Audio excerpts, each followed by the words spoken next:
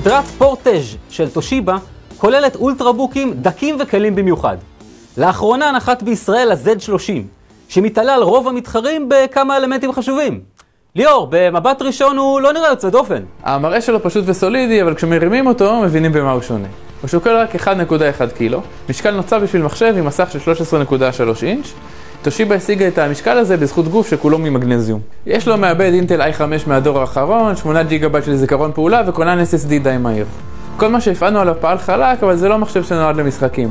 כרטיס המסך שלו יכול להפעיל אותם בהגדרות תצוגה די נמוכות, אבל לא יותר מזה. המקלדת שלו מצוינת ומשטח העכבר שלו גם מדויק. אין לו מסך מגע כפי שיש להרבה אולטרבוקים אחרים בשוק, אבל הוא עדיין נוח. יש לו יציאות, שקעים וחיבורים יותר מלכל המתחרים, כולל חריץ לכרטיסי הרחבה, משהו שרלוונטי בעיקר למשתמשים ארגוניים. נקודה שבה מצטיין במיוחד המחשב הזה הוא זמן הסוללה שלו שעומד על 10 שעות.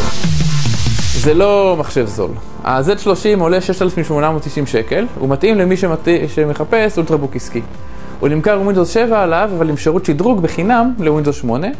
למרות היתרונות של מערכת ההפעלה החדשה, אנחנו ממליצים להישאר עם Windows 7, משום שהיעדר מסך המגע פוגע בחוויית השימוש.